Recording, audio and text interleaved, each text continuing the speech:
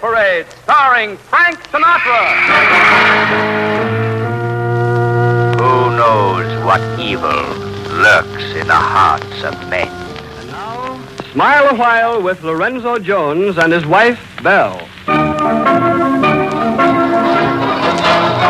Here's the Manhattan merry-go-round that brings you the bright side of life, that whirls you in music to all the big night spots of New York town, to hear the top songs of the week sung so clearly you can understand every word and sing them yourself. This is the golden age of radio. I'm Dick Bertel, and tonight we'll take you on another audio excursion back to radio's formative years. You'll hear the programs that made the era golden, and meet people who made those broadcasts a reality. This is the Golden Age of Radio, WTIC's monthly program of radio nostalgia. And here to introduce our guest for this evening is the host of the Golden Age of Radio, Dick Bertel. Good evening, and with me is radio collector Ed Corcoran to introduce tonight's guest. Again, Dick, we have another very famous radio actor, and one who is maybe more familiar to daytime TV viewers because he's been on Search for Tomorrow for some 23 years. He plays the character of Stu Bergman, and it's my very great pleasure to introduce to you, Dick, Larry Haines. Larry, it's a pleasure to have you here on the program. Well, thank you. It's my pleasure to be here. How's the gas situation over at West Side Auto Parts? Oh, well, we haven't been struck yet. I don't think there's been any mention of it. We have mentioned a fuel shortage in the storyline in respect to my trying to sell my house, which I'm trying to discourage people from doing because I'm so attached to it. And we had some people on one episode come in and look at the house, and I was trying to dissuade them from buying it and reminding them that there would be a fuel shortage. Well, it's good. You have to keep current, certainly, in the soaps, I'm sure. Well, we try. We try. We're pretty current. You know, I was very familiar with the show for a long time because I was assigned to the booth during the time that it was on the air. So I would do the station breaks around the show. Oh. But I've lost track of it, and I know now that you're a widower, and unfortunately that's as a result of the actress who portrayed your wife. Yeah, Melba Ray. Yeah, she did. And that was a tragic thing, and it was a tremendous blow to all of us. You know, we were very good friends aside from working companions, but I think the producers very wisely decided that Melba could not be replaced, that the audience would not accept someone else playing the role of Marge after she had played it for 19 or 20 years. And so they incorporated her death into the actual storyline, which I thought was wise. And from the mail we've received, I think the audiences approved of it. They didn't want to see someone else playing Marge. She was such a strong character and such a likable character. So Stu is a widower. Yeah, that happened in the radio, and remember back when Barton Yarborough passed away. He was on the Dragnet. He played Ben Romero, and then they said he had a heart attack, and then he was replaced by, eventually, Frank Smith. You know, you were talking about likable characters. When I first saw you on Search for Tomorrow, I couldn't believe that you were so likable. Because you were the greatest villain. You were the greatest villain, as far as I was concerned, as a radio listener that ever was behind a microphone. You were the heavy on just about every show that came down the pike, weren't you? Well, I tell you, it's a funny thing, Dick. In each medium, they look for different things. Physically, no one ever thought of me as a heavy on stage. I do play a heavy in a visual medium, namely motion pictures, and the film that's about to come out, which I'll tell you about later. But it had been difficult for me to impress upon people that I played heavies in radio, and they looked at me and said, "No, come on now, you're much too cherubic." And so I made a transition from playing heavies to doing comedy, which I always loved doing anyway, and I still do. And I played some of it in radio. And now I'm known as a light comedian in theater, anyway. Well, it must be more satisfying, certainly, to be known as an all-around flexible actor rather than to be typecast, as I guess many actors tended to be in radio, weren't they? Well, it was easy to work with a voice. You knew this vocal quality, and so you said, "Well, let's have Larry Haines." Give me a Larry Haines type if you can't get Larry Haines. Well, that was always, give me a Frank Lovejoy or give me someone else. But there was a period where they never thought of me for anything but heavies, even in radio, until the latter part of my career in radio, and I made the transition to romantic leads, and nobody believed I could do it until I proved I could. Did you change your vocal quality when you did heavies? Suppose you were doing one now. Would you talk somewhat differently than you did? Well, you just gruff them up a little bit, and you make them a little more guttural and less polished, and you got a heavy. Yeah. You want to play romantic, you can talk like that. Soften up a little bit. Larry, let's go back to the beginnings for you, back to 1939, and an interview at CBS. That was my dear old friend, whom I shall never forget, Marge Morrow, who was in charge of casting for all the dramatic shows at CBS in New York. And I applied for an audition, and Marge auditioned me and asked me if I had ever done any radio, and I said no. Actually, I had come to CBS directly from college. And after my audition, she thought that I should learn the medium because there is a definite technique in radio acting. Mm-hmm. And she suggested I audition for the NYA, which was then known as the National Youth Administration. They had many facets, one of which was a school of radio. And so I did, and I passed the audition, and I stayed there for about a year. And we got a fast $25 a month. And, But they did pay you. But they did pay us, yes. Then I went out to a station called WWRL out in Woodside, Long Island. Then, after a year and a half or so, when I felt that I knew the medium well enough, I reapplied at CBS, auditioned again, and I was cast on a show called Man Behind the Gun, which became very prominent, very popular, and won the Peabody Award several times. And then the ball started rolling. Now that program that you just mentioned, Man Behind the Gun, was probably one of the highlights of radio drama, wouldn't you say, Ed?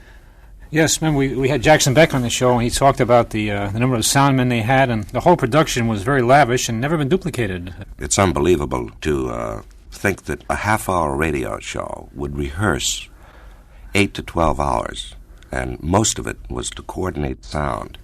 And we had, as I recall, 4 turntables, 3 soundmen. The whole studio was primarily taken up with sound effects. And Bill Robeson, William N. Robeson, who produced and directed the show then, was meticulous about sound. I mean, just cut a syllable in half with a machine gun. And this took a lot of explicit timing, and it was very involved, but the overall effect was fantastic. I don't think there's ever been a radio show that had as authentic and precise sound effects as Man Behind the Gun did.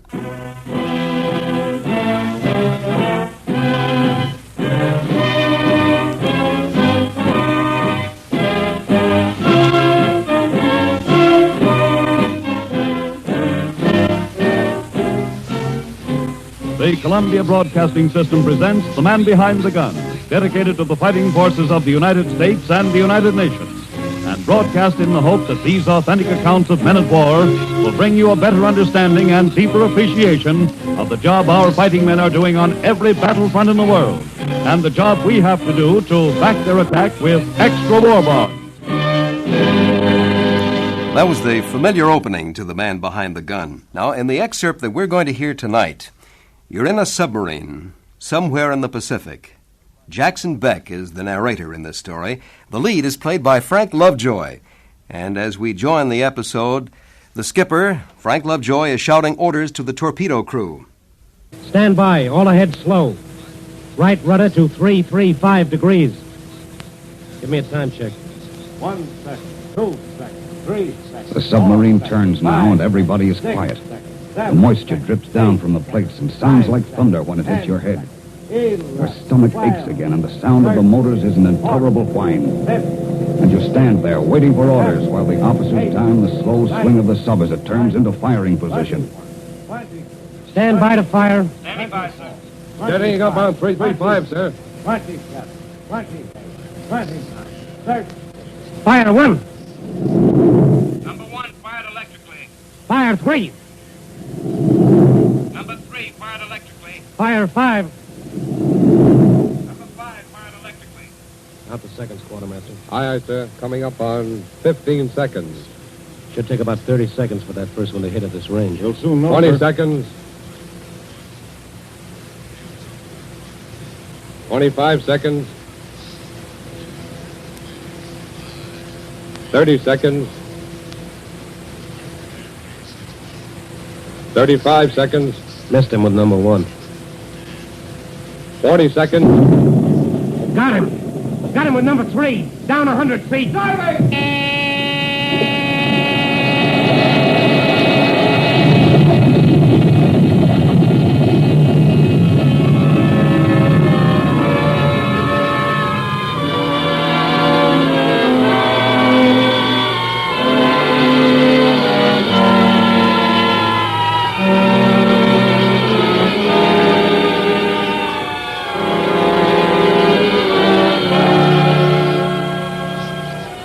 It's over now.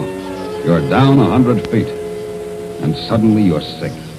Your mouth is sweating inside and you swallow convulsively. The dials in front of you are playing leapfrog. You shake your head and little black minnows swim back and forth against the whiteness of the dive meter. And there's a bonfire in your stomach. What's the matter with that man? Fainted, sir. Put somebody on the wheel. Leave him there. We can't bother with him now. That destroyer will be on top of us in a minute. Yes, sir. Look alive. Your voices are dim and far away, and the light is in your eyes. You're tired. More tired than you've ever been in your life. And your body is gone.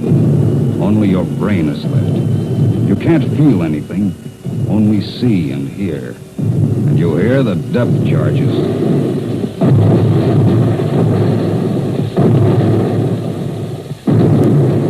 Cut both motors. Cutting both, sir.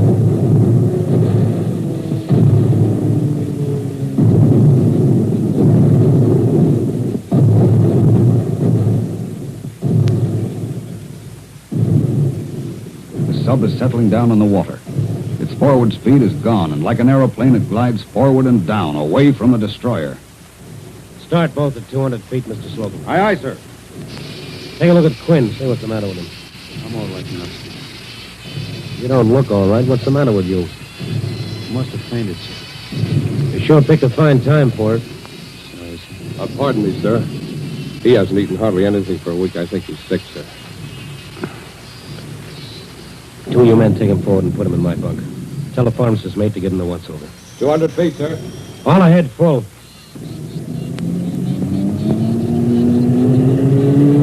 They take him forward through the narrow passageway and put him in the captain's bunk. Then Latimer, the pharmacist's mate, comes in.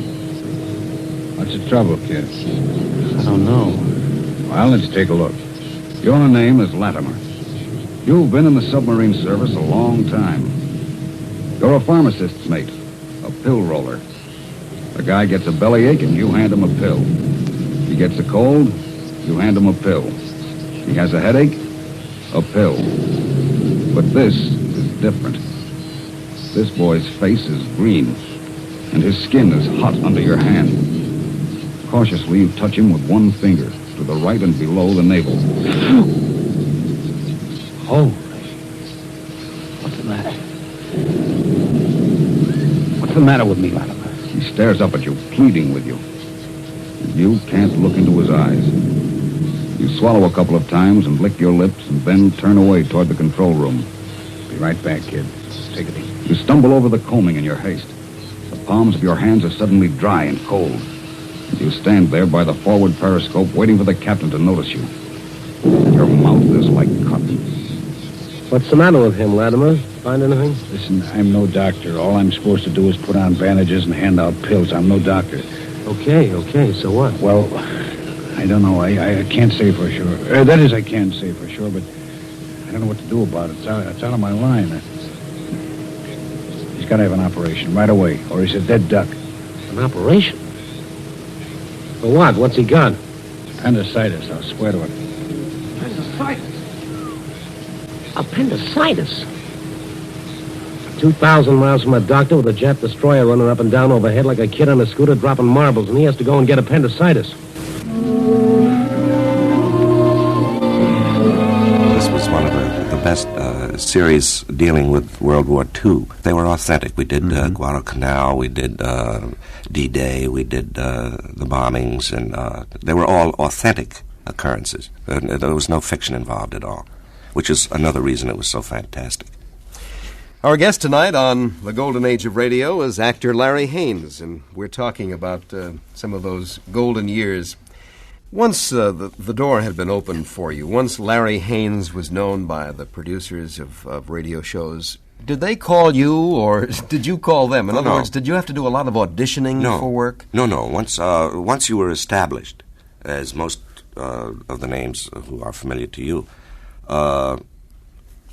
you were called. The producer or director would read a script and say vocally, Larry Haines is right, or Dick is right, or so-and-so is right, and that's the way they would cast it. Once in a while, they would hold auditions, but very rarely would a show like Gangbusters or Inner Sanctum or any of those audition people for parts. No, it was very tough, unfortunately, for people to break into radio who were not known.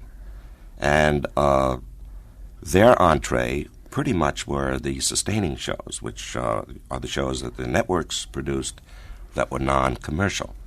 And that was their entree to radio. Sure. The one thing about radio, which is different than television, was that you had a certain anonymity, I believe is the word, where you could be on 10 shows a day and walk down Broadway in 42nd and nobody would recognize you. Did anybody ever recognize you because of your voice, yes. In social? As a matter of fact, quite recently, I was amazed, shocked. I almost forgot what I was doing.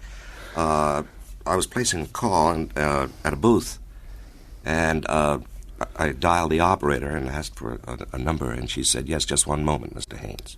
No fool. I almost fell to the ground. I would have been less surprised if she had said Mr. Bergman. Well, apparently she was an old radio fan. Yeah, I guess so. But that amazed me. That really amazed me. Did you do many shows before a live audience? Mm-hmm. And if so, what was the difference between the live audience show and the studio show? Well, there was no difference, except that I remember doing Philip Morris Playhouse with some regularity, and that was directed by Charlie Morton, produced by Charlie, and we did it at the CBS studios on Broadway in about 53rd, where the Ed Sullivan Theater was. It still is the Ed Sullivan Theater, but that's where we did Prudential. And Philip Morris Playhouse, and there was an invited audience, and it is quite a big theater, and I never could understand why anyone would go out of his way to sit in a theater to watch actors standing around a microphone, because that's as much action as you're going to get. I tell you, Dick, it at times was a distraction in this respect. If there were a sound effect like a gun fired, invariably there would be several in the audience who would laugh or gasp and react vocally, and it would just ruin the dramatization completely. Mm-hmm. In that respect, I always felt it was a deterrent factor. For comedy shows like the Milton Berle show, the old Jimmy Durante show, they were fine. They would enhance the broadcast. But I never really could understand having a live audience at a dramatic show. But Cavalcade of America was a perfect They were there, but I think they were there to to see the celebrities. Yeah, I suppose. That was the only attraction. Yeah. Well, sometimes you had these sound people who did it with their voice. They'd imitate a baby or imitate something out of the ordinary, and in a drama that might appear very funny if you're not used to that. We had a charming old gentleman named Donald Bain in the early days of radio who used to do just what you're talking about. He would do dogs and any animal you wanted. He could do very well, reproduce very well, and he was very meticulous about it, and he was quite a character. And as a matter of fact, that reminds me of the day he was called in on Man Behind the Gun when we're doing one of the Guadalcanal things, and Frank Lovejoy and I were playing a scene in a foxhole, and the director wanted the sound of a mosquito on cue. And it was part of the. I don't believe it, but it was part of the scene. The dialogue ran something like Frank saying, "Oh, darn that mosquito," and he would slap himself on the cheek, and that would be the end of the mosquito. Well, Donald Bain was called in to do this mosquito, and he came in and reproduced it beautifully. Zzz, and Frank said, "Darn that mosquito," and he slapped his face, and Donald Bain did a death scene of a mosquito. He went, zzz, zzz, zzz, zzz. Well, We thought he was kidding, but he wasn't. He was so meticulous about his work. You know, if you would say, do a German Shepherd, you would say male or female. And I kid you not, really. Fabulous character. Were you able to hold together? He did a death scene with a mosquito. We all fell on the floor, you know. I can imagine. Convulsed. All right. I'd like to hear Larry at work. What show do you think we might play here, Ed? Well, I have one from early in his career, which is the only copy in the United States, Dick. I got this from Jay Hickerson, a collector down in New Haven. It's Crime Doctor, and this goes back to very early in your career, I would say. When I was 12. Yes, that's right. what I sound like. You're playing a juvenile lead. And in the cast are Edgar Staley, among others, and who recently passed away. Yes, unfortunately. And, who we all remember as Dr. G.A.O.R. Yeah. And I believe Ralph Bell is also in this. I just worked with Ralph 2 weeks ago on this. So this is an old home week for you. Yeah, and Jackson. So shall we reminisce and hear it, Larry? Well, I'd love to. Halt and I'll shoot! Johnny presents Crime Doctor.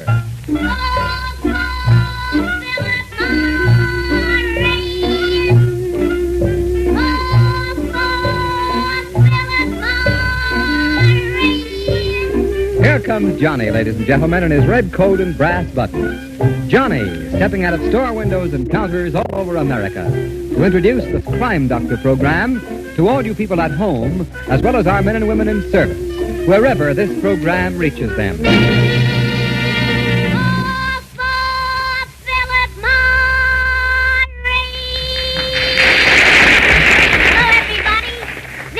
Johnny. And now another of Max Morson's Crime Doctor dramas.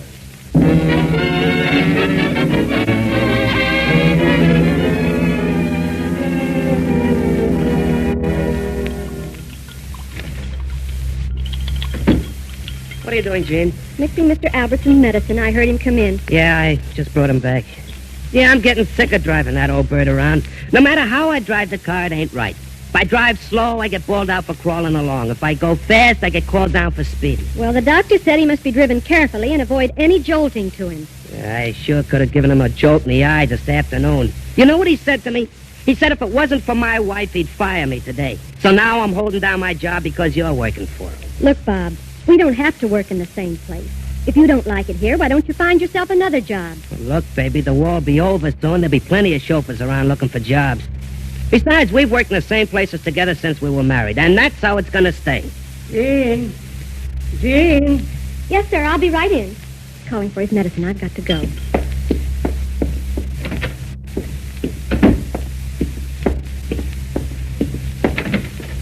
Didn't Bob tell you I was back?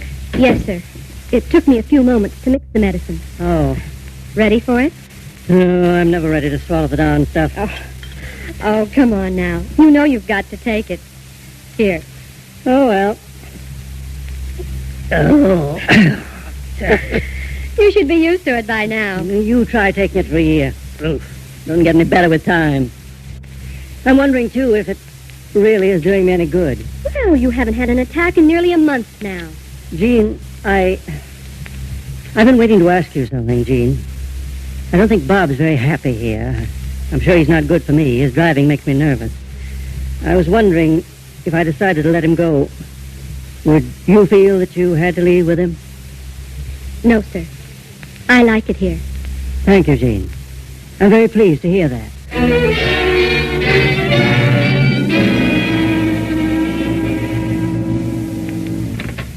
Come on, get in here. Right, Come on, get in there. Shove me, leave me No, alone. don't argue with me. You can't lock me up. Get in there. All right. What's the matter, Riley? Drunk and disorderly. Sergeant, this is an outrage. A man's got a right to go see his own wife without having the door slammed in his face. That's what she's done to me. That's just what she's done. What did he do? Threw a brick through the window and she wouldn't let him in. What's your name, sir? What do you want to know for? I'm signing you in for the night.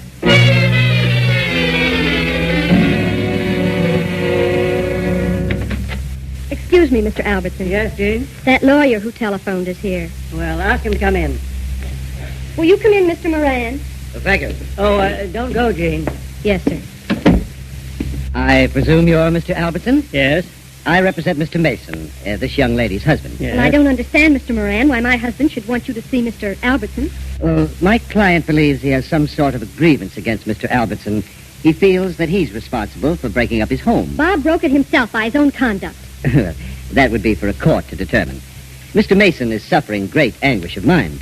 And if Mr. Albertson is in any wise responsible... Look, Mr. Moran, I consented to see you because I thought I might help to straighten out a situation between Jean and her husband. Jean tells me she will not live with him again. She intends to obtain a divorce. So I understand. And my client feels, Mr. Albertson, that you have persuaded her to take the step. That's not true. I've interested myself in this matter, Mr. Moran, for purely selfish reasons. Mrs. Mason has no evidence with which to obtain a divorce in this state. I've told her that. She insists that she'll go to some other state to obtain it, but she's my nurse and I can't spare her. I told her if she could arrange with her husband for him to obtain the divorce in another state... Yes? I'd be willing to pay his expenses and, in addition, give him a sum of money. Well, Mr. Albertson, that seems like a reasonable suggestion. I'll talk it over with my client. $3,000. $3,000? Is that all you could get out of him, Archie? Yes, Bob, yes. He says that includes the divorce expenses. Why, the old cheapskate. Well, you better take it, Bob. I got his check. I'll cash it and we'll split it. $1,500 for you, $1,500 for me. Where do you come in for half? Look, I could get into a bad jam going up there and posing as a lawyer. I took a big chance. Maybe I should have got a real lawyer. No lawyer could do for you what I'm going to do if you sit tight and follow what I tell you. You're not going to Reno and you're not going to get any divorce. You're going to lay low for 6 weeks. And if things happen as I think they will, brother, we're both going to be in the big dough.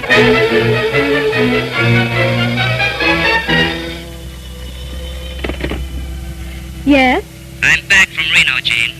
I suppose you'll be glad to hear I've got the divorce. Thank you, Bob. It was nice of you to phone me.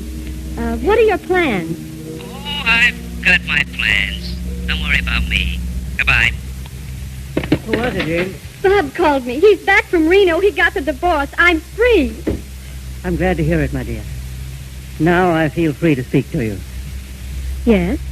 I've grown very fond of you, Jean.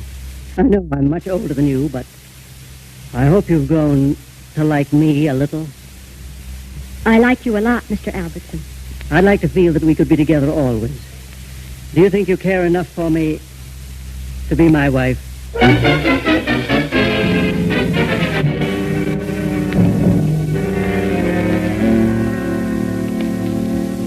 Hey, Bob. Huh? Bob, you see the paper? What? Look, there it is.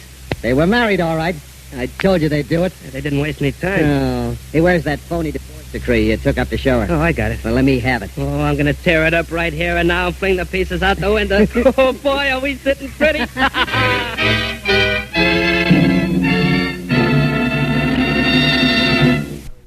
Our guest tonight on the Golden Age of Radio is Larry Haines. This is Dick Bertell along with Ed Corcoran, and let's recall more of those golden years. You weren't always a heavy, Larry, because you were the star of Treasury Agent. Yeah, I was the good guy there. You was a good guy, yeah, right? Yeah. Al Lincoln was my name, the name of the character. And that was a series to deal with T-men problems. And Lawson Zerbe played my sidekick. Was that on the network, on the Mutual Network? Yeah, that was on the Mutual Network. Mm-hmm. It was the same director, Leonard Bass, used to do Gangbusters and Counter-Spy.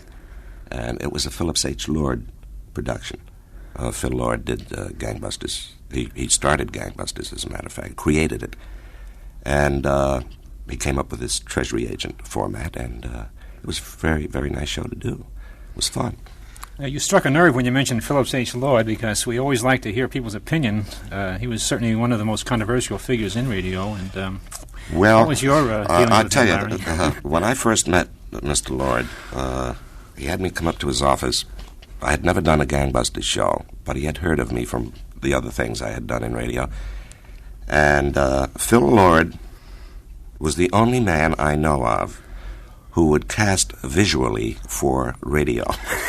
And so someone tipped me off and said, Larry, when you walk into Phil Lord's office, have a cigarette drooping out of the corner of your mouth. Look as tough as you can, otherwise he won't cast you as a heavy for radio. And He was the only man I knew of who would look at people and say, no, he doesn't look like he could play a gangster.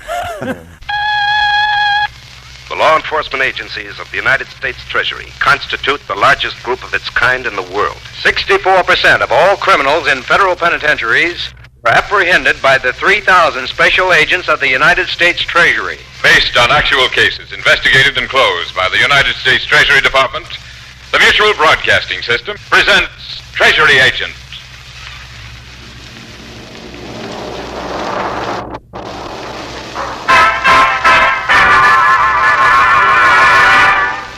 The United States Treasury Enforcement Agencies. Secret Service. Protects our president. Protects our money and securities from counterfeiting. Intelligence Division. Jurisdiction over tax frauds and evasion. Bureau of Customs. Bureau of Narcotics.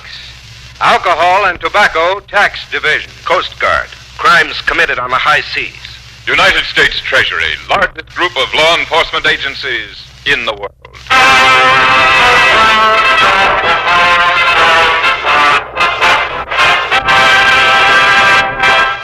Each week at this same time, Mutual proudly transcribes Treasury Agent, based on the activities of Treasury agents operating here and all over the world. When the facts are all in, it's really very simple. For good mystery, stay tuned to Mutual. Throughout the week, you'll find top-drawer mystery drama of the kind and type you like best. If you prefer stories involving a favorite sleuth built around his continuing exploits in the field of crime detection, you can hear Broadway Cop, featuring Lou Riley, who's an unofficial aide to the regular police force. Or there's John Steele, adventurer, as a globe-circling wayfarer, Lieutenant Dan Britt, unofficial detective, and David Harding as an ace government counter-spy. For authentic and factual drama, you can listen to top-secret files revealing intrigue on the highest levels, while Squad Room and Crime Fighters each turns the spotlight on the machinery of law at work. And for mystery that's definitely different, Sentenced brings you the story of how modern electronic brains are used in the battle against crime. Those are the facts. For mystery, make it Mutual. Hear them all every week over most of these stations.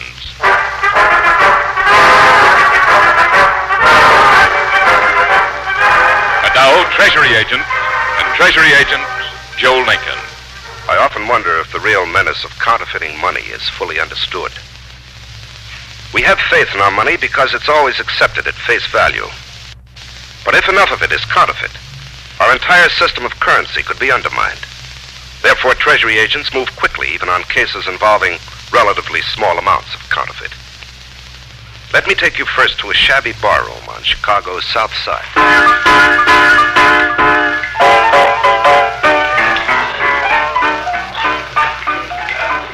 Hey, Mac. Yes?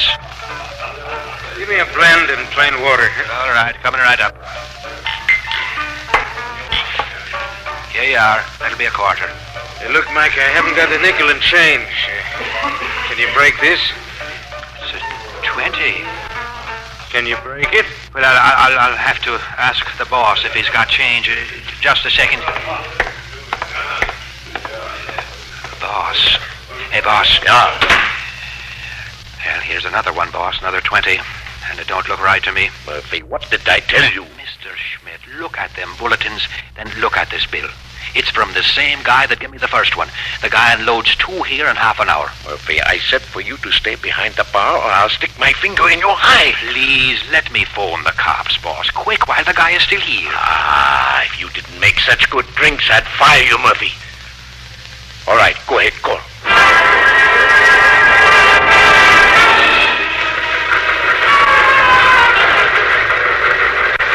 Special Agent Joe Lincoln, United States Treasury, Washington. TT forwarded from Agent Spencer, District Office, Chicago.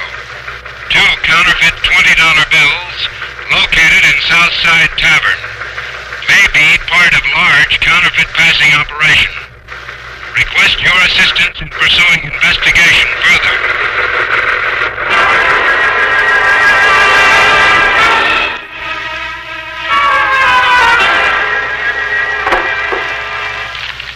Here are the bills, Lincoln. Mm-hmm. Take a look, Al.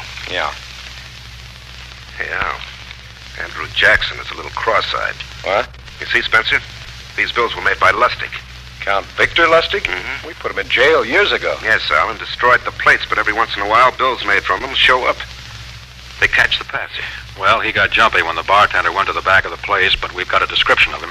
Spencer, you reported he came back to that same bar twice inside of half an hour. Odd, isn't it? We figure he must have been working the bars regularly and forgot he'd been in that one before. Let's talk to that bartender.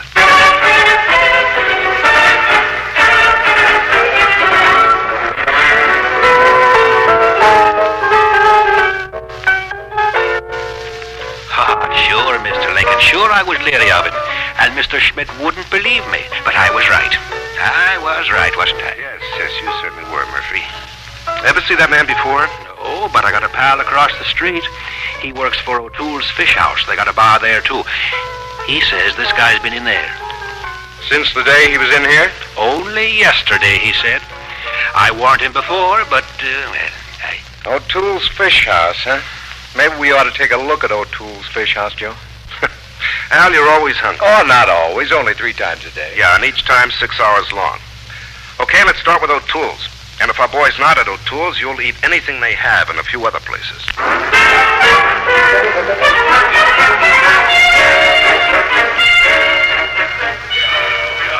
Oh, Joe, this is the 4th place we've been in. I've eaten fish in O'Toole's, gung, fugung, and chin lows, apple pie and coffee at Rugergio's Southside Gardens, family cuisine especially. I can't eat anymore, not for an hour anyway. Hold it up. Spencer. Yes? Brown top coat, scraggly brown mustache, a drooping left eye. Take a look at that boy who just came in. At the bar? Mm-hmm. And paying for a drink with a 20. Take him in for questioning, Joe? Yeah. You on his right, Spencer, me at his left.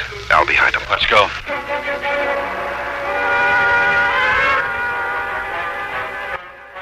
Well, Larry, during the heyday of radio acting, I assume that you did nothing else. Am I right in that assumption? You are right, Dick. Time would prohibit you from doing anything else. As I said earlier, you would do 2, 3, sometimes 4 shows a day, 7 days a week, and that would take you into the early morning hours. I didn't do my first play on Broadway until, well after I had been in radio for about 15 years. I want to ask you, was there one day, one moment when suddenly you realized that perhaps all of this might be coming to an end as far as radio acting is concerned? And where were you? Were you watching television in a bar somewhere? Well, no, we saw the handwriting on the wall. I never could quite believe that television would replace radio dramatically. I thought it was well off into the future because of prohibitive costs of production, etc. And I was always hopeful that radio drama would remain. And unfortunately, we began to see the demise of radio as shows were lopped off like, a herd of cattle going to slaughter. Mm-hmm. And it got down to like 4 shows being left, and all of them were soap operas. And at the time, I was fortunate enough to have been involved in 2 of them, one of which was the second Mrs. Burton, and the other was Rosemary. And then Rosemary went, and second Mrs. Burton was one of the last to go. Ma Perkins, I think, was the longest running on radio. Yeah, 27 years. Yeah. So I made the transition from radio to television, fortunately, by going into the first daytime, I hate to call them soap operas, daytime dramatic series called The First 100 Years. That was the very first daytime show in television. And I did that for about a year and a half, and then went right from that into Search for Tomorrow, where I've been for almost 23 years. In a real rut. But along with that, with television, I find a lot more freedom to do other things, which I have done. Such as? Well, I've done 5 or 6 hits on Broadway.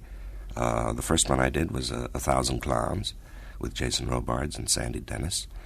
And then I went into Promises, Promises, in which I played the doctor. And then I did Generation with Henry Fonda, in which I played another doctor. Then I most recently did Twigs with Seda Thompson. And I also replaced Jimmy Coco for 2 weeks in Last of the Red Hot Lovers. And in between all that, I did the movie version of The Odd Couple. So I've kept busy. Were you working around the Search for Tomorrow schedule? The show was live, I guess, up until just a few years ago. The only involvement with the TV show, which was a contractual arrangement, was that they would write me out on Wednesday matinees. So I would not have to do Search on a Wednesday. That's rather interesting. How much flexibility do they tend to give you as an actor on one of these soap operas? Well, they give you a lot of flexibility if you give them enough time to adjust their story. You know, usually these conversations, up until about 2 months ago, Ed, would always end up on the fact that our actor is now doing television and is quite successful and wishes that radio would one day return. Well, Larry, you don't have to wish anymore, do you? No, as you know, as I told you before we started broadcasting, that High Brown, who used to do Inner Sanctum, I'm sure most of your radio fans remember Inner Sanctum, has revived radio, or is trying to, with a show called the CBS Radio Mystery Theater, I guess it is, which in format basically is kind of like the old Inner Sanctum shows. It's more believable now and less ethereal than it was as Inner Sanctum. And we're doing mystery shows. I've done 2 of them now. And I think they should catch on. I think there is a market for radio drama. Was there any problem in adjusting to radio drama again? I felt like I had never done a radio show in my life because it had been 15 years, and I went in with great trepidation and said, my goodness, I'm going to have a script in my hand now. How will I handle it? But it all came back, and it was fun. Boy, I really enjoyed it, and so do all of us who are from the old days, you know, Jackson Beck and Ralph Bell, and it was like old class reunion. It was marvelous. Have techniques changed? I'm talking technically as well as perhaps acting styles? No, acting styles haven't changed. The technical end of broadcasting has changed a bit. Things are more electronic now than they were in the old days of radio. Most of your sound effects were done manually, and now they use cartridges. It's kind of a hard adjustment for us, because we used to kind of time our dialogue with the sound effects man, and it was helpful. Do you have a live manual sound effects man there as well? Oh, yeah. You know, things like opening and closing a door and footsteps. Carpets still haven't arrived in radio, have they? That'd be awful. It always amazed me how little carpeting was used in the old days of radio, because everything was footsteps. Yeah, well, of course it has to be. You've got to be able to paint a sound picture. That's the only way you can convey movement from one place to another. Sure. Are you going to go back to your gangster roles again now, Larry, or are you going to try to avoid that? This format doesn't lend itself too much to gangsters as we know them. Heavies, let's say. No, they're not heavies. Most of the roles on, if you're playing a lead, are sympathetic rather than the villainous type. Both shows that I've done have been psychological dramas. The stream of consciousness and the imagination running wild, et cetera, but they're pretty normal, average Joe America, you know. Mm-hmm. Are there any new faces in the crowd for you? Any new actors who have never really done radio drama before? Yeah, I would say so, Dick. They weren't quite as facile, shall I say, about the medium as those of us who had done it for 20 or 30 years. But an actor is an actor, I always say. And if you can act, you can do it in any medium. What difference, whether it's radio, television, or theater, or movies? You know, one of the most popular programs, and the one that we keep getting requests for, is Inner Sanctum. And you mentioned earlier, Larry, that High Brown was the producer of this show. We have an excerpt featuring you. I don't know how far back this goes, but you're playing the part of a young husband. You're on your honeymoon, and the title of this Inner Sanctum adventure is called Till Death Do Us Part.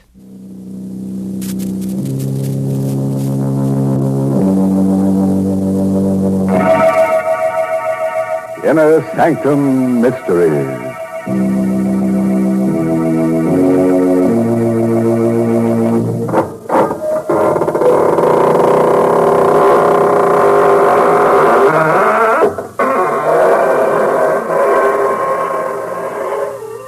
Good evening, friends. This is your host of the Inner Sanctum, Welcome through the squeaking door. Well, I hope you've spent a nice, quiet week building up your nervous system. You're going to need plenty of red corpuscles to digest tonight's gory little dish. What's that? Oh, you'd like to have a recipe. To a small quantity of apprehension, add a pinch of dismay and cook on a slow fire. Adding dread and panic in appropriate quantity.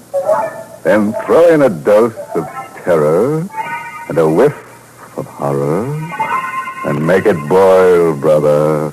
How would you like to go on a honeymoon? Well, you're going on one whether you like it or not. Because tonight's story is called Till Death Do Us Part. It's an original radio play by Emil Tepperman. And our stars tonight are Ann Shepard and Larry Haines.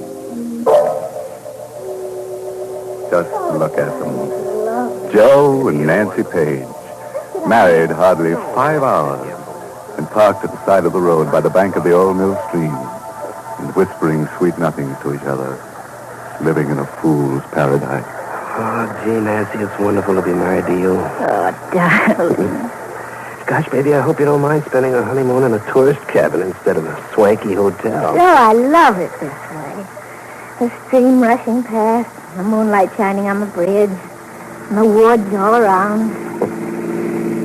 Joe, look, there's another car. They're parking on the bridge. Uh-huh. Well, he's turning his headlights out, too. They think they've got privacy. Guess they can't see us parked here. Joe, look. That couple's getting out of the car. Yeah. We're walking the bridge, I guess. Wonder if this is their wedding night, too. Oh, that's a gorgeous couple. Joe? What?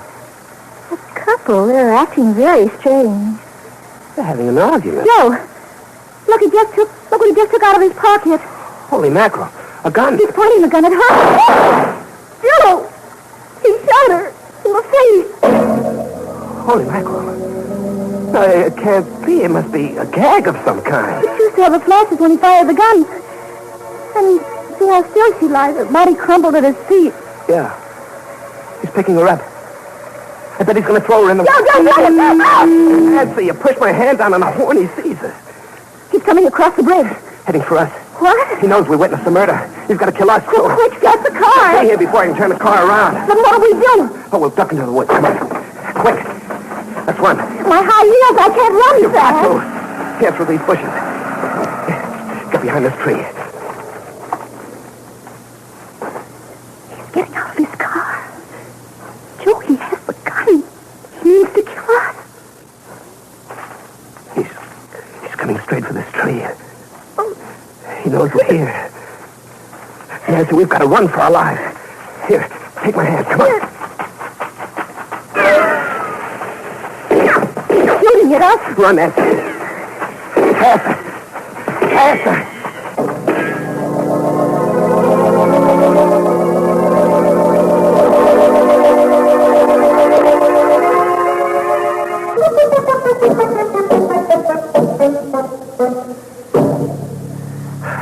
Here's the road. Let's stop. I never thought we'd make it. Is he still after us? Coming through the woods? I don't know. We'll stop the first car that comes along. Oh, now take it easy, baby. I was just thinking of that poor girl lying dead on the bridge. Our wedding night, too. Here comes the car. I'll stop it. Isn't stopping. He went right by. Joe, What? our car's there. With our marriage license in the glove compartment and the receipt Mrs. Swinson gave us for the cabin. Yeah. He'll know all about us. Who we are, where to find us. And we don't know a thing about him except his face. The face of a murderer. Come on, Nancy. I think we better start walking. We've got to get to the cabin and phone the police.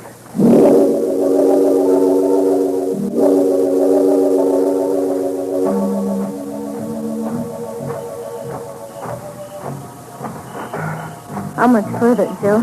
Just around the bend. Oh, I'd like to lie down and sleep right here on the road. Fine way to spend a wedding night. Darling, look. We're there. Swenson's cabin. Uh-huh. See, they're all dark. Everybody's asleep. We'll wake up Mrs. Swenson. Use her phone. Joe, What's the matter? look, it's in front of our cabin. What?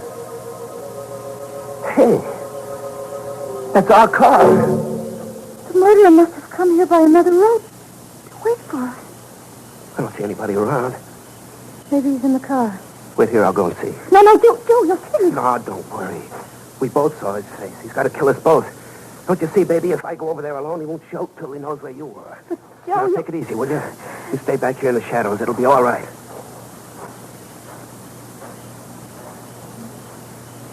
It's okay, Nancy. Car's empty. Maybe he's hiding somewhere close by. No, he must have skipped out. Why'd he bring our car back? Well, he wanted to get away from the bridge.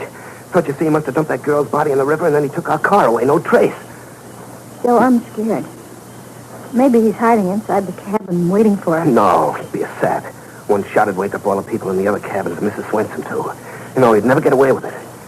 Come on, we'll go in our cabin, get cleaned up, and we'll use the phone. Switch is right here. There. See? There's nobody hiding. Holy mackerel. What is it? Oh. Over there. On the bed. What? The girl's body. With her face shot away. Just like we saw on the bridge.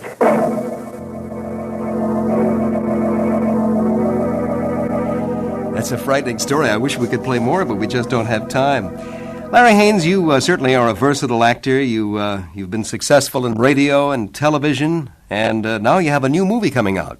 Yes, I did a film last winter under very harrowing circumstances. It was bitter cold, and most of the movie were exterior shots on location. The film is called The 7-Ups, and it's produced by Phil D'Antoni, who did The French Connection and Bullet. And it's got to be a hit. We hope so. Well, Larry, you have a great career behind you, and I'm sure that there are many new challenges for you on the horizon. And I want to thank you so very much for being our guest tonight here on the Golden Age of Radio. I have looked forward to you in particular for a long time. Boy, can I take you to lunch? Thank you. And until next time, this is Dick Bertel. This is Ed Corcoran. Good night. You've been listening to The Golden Age of Radio with Dick Bertel and radio historian Ed Corcoran, a monthly program of radio nostalgia presented by WTIC. Be sure to hear our next broadcast Wednesday, March 20th at 9:05, when our guest will be star of screen and television E.G. Marshall. With the engineering and technical assistance of Bob Schirago and Fred Pearson, The Golden Age of Radio is edited and produced by Brian Hartnett. This is Bill Schofield.